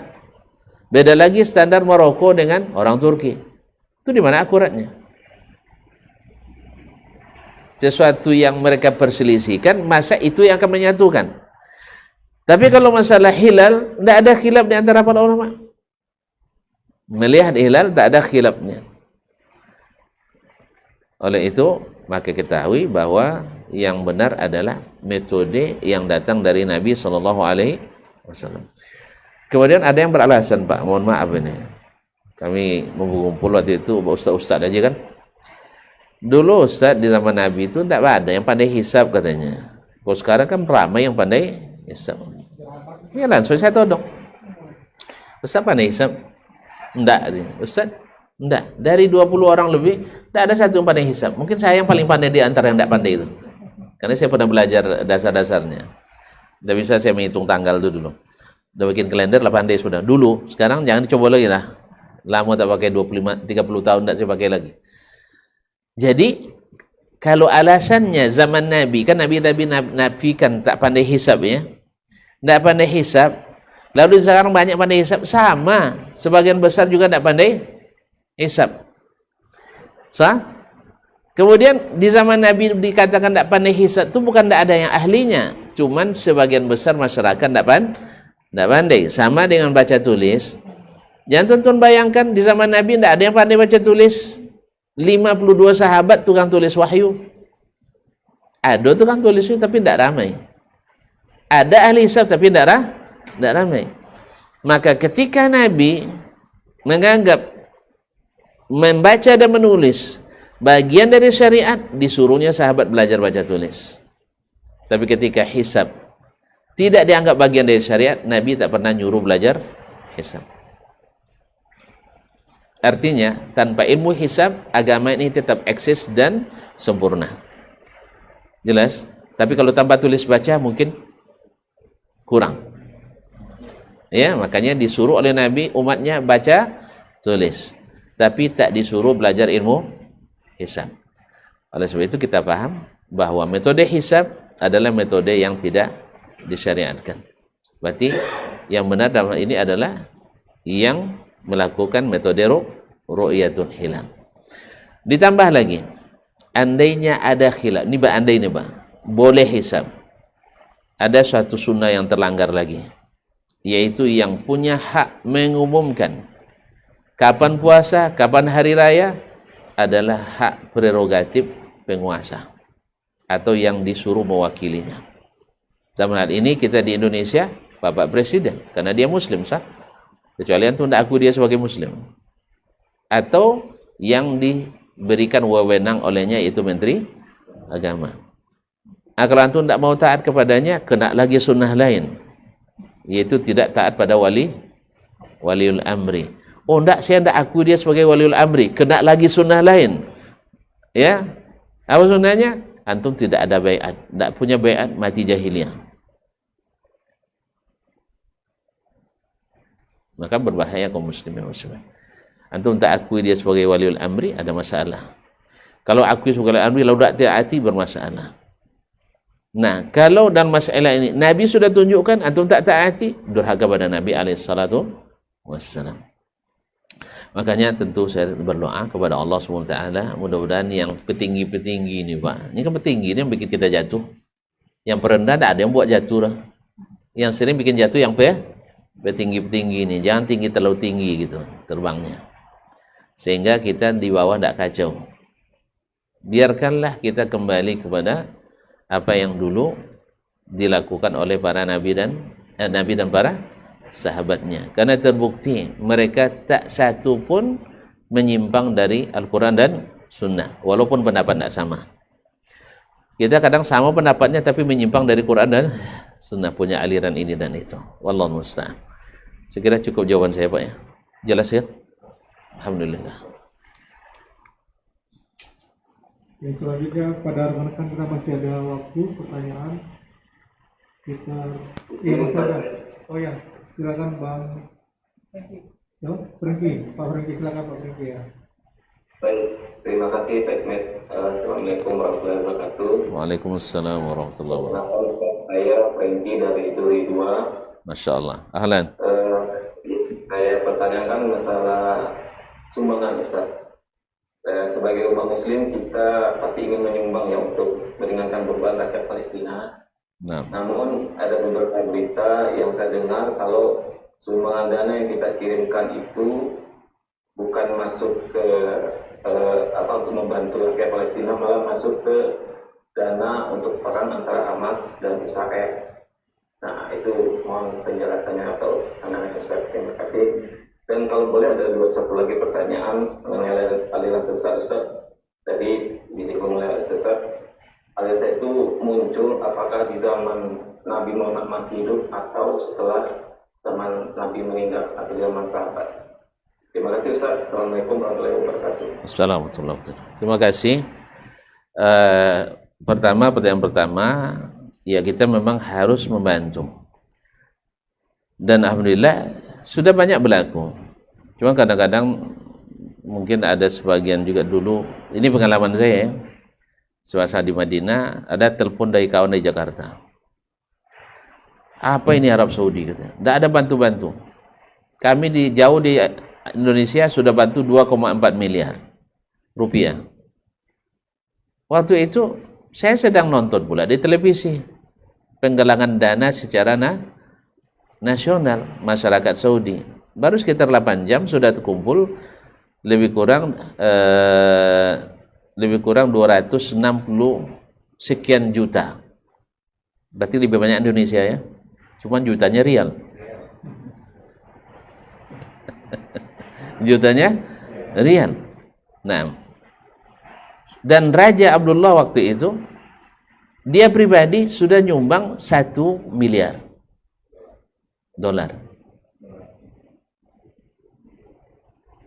Jadi saya bilang sama kawan-kawan, antum kalau tidak tahu jangan komentar. Memang beda kalau kita nyumbang, belum lagi nyumbang tapi sudah kemana-mana suaranya. Toanya sudah, makanya Menteri Agama larang toa banyak di masjid mungkin ya. Lain belum jadi sudah itu. Nah, tapi orang ini kalau bukan karena tuntutan dunia hari ini, mereka tidak mau mengkor-kor seperti itu. Ini saya katakan, sama ini dalam kasus Gaza terakhir. Kan Indonesia kirim berapa kontainer? 8. Iya ya. Iya 8 kontainer atau 8 ton gitu ya. Nah, ada lagi yang protes. Arab Saudi tidak ada bantu, diam-diam aja. Padahal mereka baru saja kirim 1008 ton. Awak 8, mereka 1008. Ini itu kadang-kadang kaum muslimin. Bantu adalah kewajiban. Semua sesuai dengan kemampuan yang dimiliki. Cuma soal aliran dana saya tidak tahu menahu itu. Ya, kemana aliran dana saya tidak tahu. Sebab saya tidak pernah jadi pengurus bantuannya. Ya, membantu pernah tapi jadi pengurus bantuan tidak. Ya, menggalang dana pernah, cuman untuk menyalurkan saya tidak tahu. Tapi kalau tidak pasti, lebih baik tidak dikembangkan isu. Sebab akan membuat orang tidak mau membantu. Hukum asalnya orang beriman, orang Islam itu jujur. Dan lagi pun, kalau kita sudah beri dengan niat yang benar, lillahi ta'ala, walaupun salah, tidak sampai, pahala tetap. Karena hadis sebutkan ada seorang bersedekah, la atasaddaqanna al-laila ala miskin. Saya akan bersedekah malam ini pada orang miskin. Tiba-tiba sedekah sama orang kaya. Ternyata pagi jadi pembicaraan. Masa sedekah sama orang kaya? Esok dia niat lagi, sedekah pula pada pezina. La haula wala quwwata illa billah, salah lagi. Besok bersedekah sama orang pencuri, salah lagi. Tapi kata Nabi SAW, dia tetap dapat pahalanya. Lalu kok bisa? Nah, mudah-mudahan dengan sedekah pada orang kaya jadi diambil ibrah. Masa ini orang sedekah lebih miskin dari saya tapi lebih sedekah, kan? Atau yang pezina dapat sedekah, mungkin dia tidak perlu lagi berzina. Pencuri juga seperti itu. Jadi Allah membalas kita dengan niat kita, bukan seperti apa sampainya kepada mereka. Wallahu taala a'lam. Adapun aliran sesat, barakallahu fiik. Apakah ada sejak zaman Nabi alaihi salatu wassalam? Pertama, yang namanya dikatakan aliran sesat itu yang menisbatkan diri kepada Islam atau menisbatkan diri pada agama yang lain yang dianggap sesat. Adapun di masa Nabi belum selesai Islam, walaupun orang sesat banyak, orang kafir, orang munafik, orang musyrikin, dan orang tidak beragama ada. Cuma tidak ada yang menisbatkan diri aliran sesat keislaman, kan tidak ada. Makanya aliran sesat itu baru ada setelah Nabi wafat. Dan lahirnya tidak begitu terlambat. Nabi katakan, besok siapapun yang hidup di antara kalian pasti melihat perselisihan yang banyak. Pasti. Apa sebab? Sebab besok mereka tidak punya Nabi lagi untuk tempat merujuk. Akhirnya menafsirkan masing-masing Al-Quran. Hadis pun kadang sudah jelas tafsir oleh Nabi SAW Al-Quran, ditafsirkan lagi hadisnya. Akhirnya masing-masing punya penafsiran. Inilah yang membuat kita menyimpang dari kebenaran. Berapa banyak kegiatan-kegiatan dibuat orang dalam keagamaan dengan dasar ayat dan hadis yang tak pernah seperti itu dipahami dan dijalankan oleh Nabi dan para sahabat. Tapi dijadikan alasannya Al-Quran dan hadis. Tadi seperti tadi yang saya katakan, hisab. Ada ilmu hisab di zaman Nabi. Ilmu astronomi, adakah zaman Nabi? Ilmu bintang, ilmu nujum. Ada kan? Tidak ada. Sudah ditemukan oleh orang Yunani kuno, sudah ada. Iya, Aristoteles sudah pakai itu dulu. Aristoteles ada wafat 324 tahun sebelum Masehi. Nabi lahir 571 Masehi. Berarti jarak beliau dengan Aristoteles berapa tahun? 800 tahun lebih. Sah? Lebih dulu Aris daripada Nabi SAW.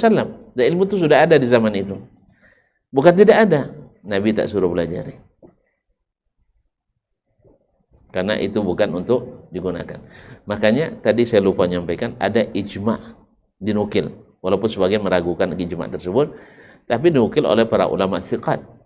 Abu Bakar Al-Jassas menukil ijma' bahwa ilmu hisab tidak digunakan menentukan awal bulan. Nah, akhirnya Al-Qurtubi, Imam tafsir Al-Qurtubi, kalau tuan pernah dengar, juga menukil ijma'. Imam Ibnu Abdul Bar, ya, imam besarnya mazhab Maliki di Andalus pada masanya, wafat 463, juga ahli hadis dan fikih. Beliau juga menukil ijma'. Kemudian Imam Ibnul Qayyim, Ibnu Taimiyah, juga menukil bahwa hisab tidak dianggap alat untuk menentukan awal bulan. Nah, kalau sabit ijma', maka ijma' tak boleh dilanggar. Ijma' tak boleh dilanggar karena dia dalil dari 4 dalil syar'i, Al-Quran, Sunnah, ijma'. Ini disepakati. Melanggar ijma' berarti mendurhakai Allah dan Rasul sallallahu alaihi wasallam. Nah, oleh sebab itu aliran sesat itu ada setelah Nabi alaihi salatu wasallam wafat. Ya. Ada yang sesatnya terlalu jauh, tidak bisa dijemput lagi.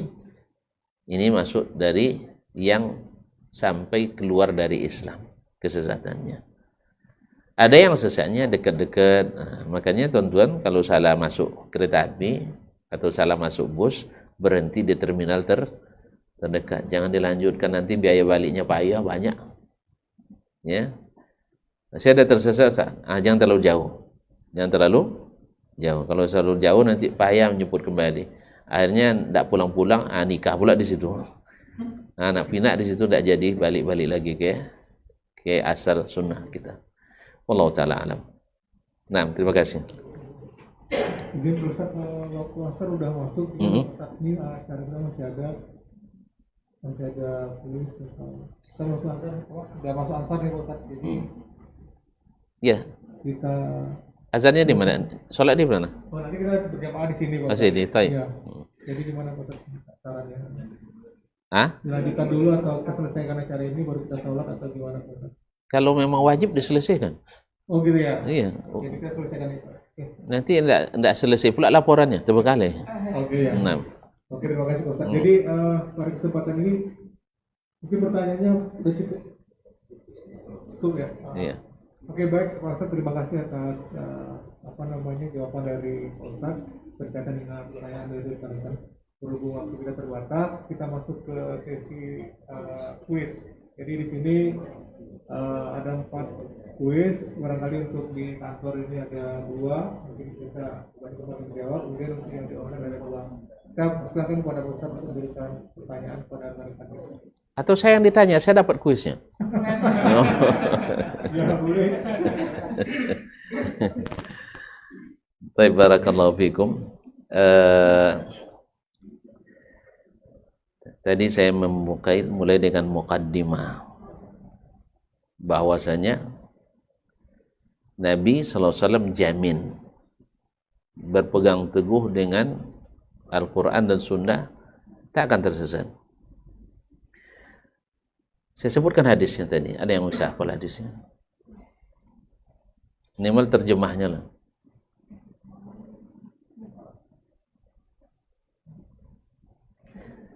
Nggak bisa lafaznya, terjemahnya boleh. Nah, ada di belakang, silakan.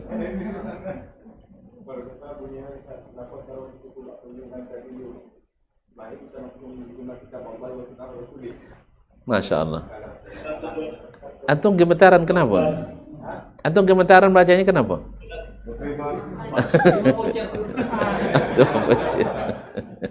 Ahsanta, taraktu fikum amrayni ma in tamassaktum bihima lan tadillu ba'di.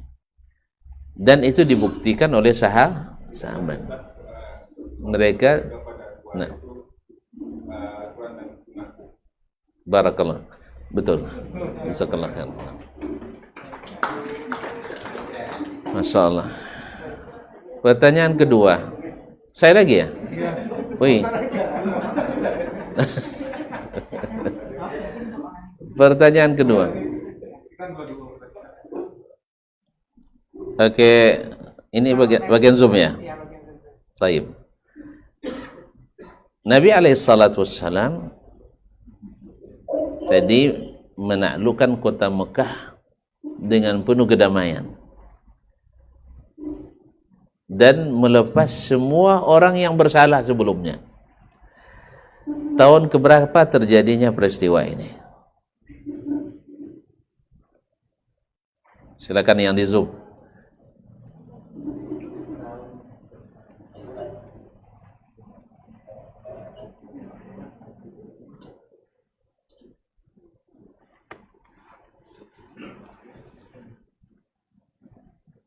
Izin menjawab, Ustaz. Iya, silakan. Di tahun 630 Masehi, Ustaz. 630 Masehi. Sebentar kita hitung dulu ya. Tahun keberapa Hijriah? Kalau nggak salah, Ustaz. Hah? Sebentar. Nabi lahir 571. Diangkat jadi Rasul 610. Kemudian hijrah ke Madinah umur 13 tahun setelahnya. Berarti 623. Nah, tambah 8 tahun. 31. Berarti salah ya? Ah, salah. Dah. Hampir betul. Tapi kan itu kan tahun ini kan berbeda nih ya. 6. Tapi kalau antum jawab tadi Hijriyah, tahun keberapa Hijriyahnya?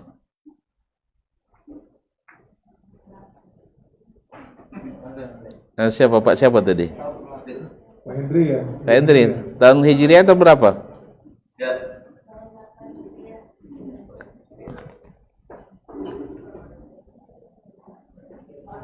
Izin Ustaz, lupa Ustaz. Ah, lupa, taib. Kalau itu kita lempar sini. Silakan. Tahun? Mumtaz. Tahun ke-8 Hijriah, benar. Iya. Masya Allah. Benar jawaban. Iya. Oke, masih ada 2 pertanyaan lagi, Pak Ustaz ya. Silakan. Taib. Barakallahu fikum. Doa untuk saudara kita tak boleh berhenti, khususnya di bulan Ramadan. Pilih pertanyaan. Doa itu senjata orang beriman. Apa hadisnya? Atau doa orang berpuasa dikabulkan. Apa hadisnya? Pilih salah satu dari keduanya.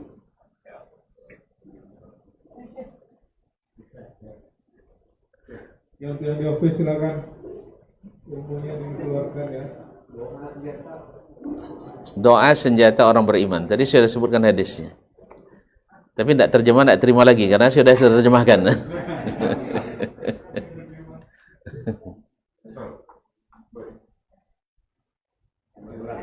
Hah?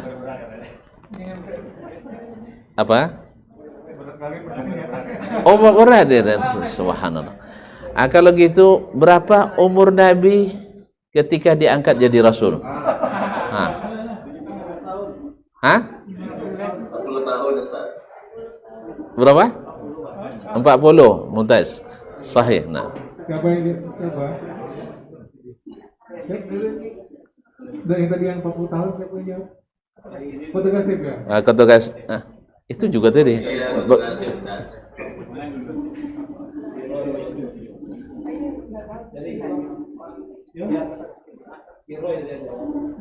Oke, tadi yang jawab sama foto kasih duluan ya. Oke ya. Masya Allah. Mubarak, mubarak. Oke, dari foto kasih siapa?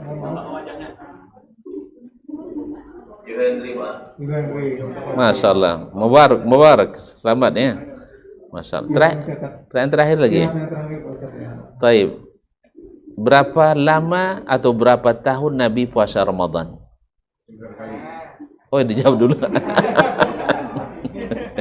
Itu Ustaz, 7 kali Ustaz. Udah dijawab Bapak itu tadi. Udah dijawab Bapak itu tadi. Oke, ya dari jawab Pak Rudi benar. Pak Rudi tadi. Pak Rudi bilang 9 ya. Baik. Demikian, terima kasih. Wabillahi taufiq wal hidayah. Wallahu taala alam. Wassallallahu ala nabiyyina Muhammadin wasallam. Wassalamualaikum warahmatullahi wabarakatuh. Waalaikumsalam warahmatullahi. Barometer amal kita saleh tak salehnya di salat kita. Bila salat kita ikhlas dan sesuai dengan sunnah Nabi SAW, maka insya Allah amalan yang lain mengikut. Ini aktivitas ini membantu saya di akhirat atau akan menyulitkan saya di akhirat. Kalau seandainya perbuatan itu ternyata akan menyulitkan kita di akhirat kelak, tinggalkan perbuatan itu. Anta ni'mal jund. Kamu adalah sebaik-baik prajurit. Coba lihat. Kamu adalah sebaik-baik prajurit. Maka tujuannya adalah menghancurkan kehidupan rumah tangga.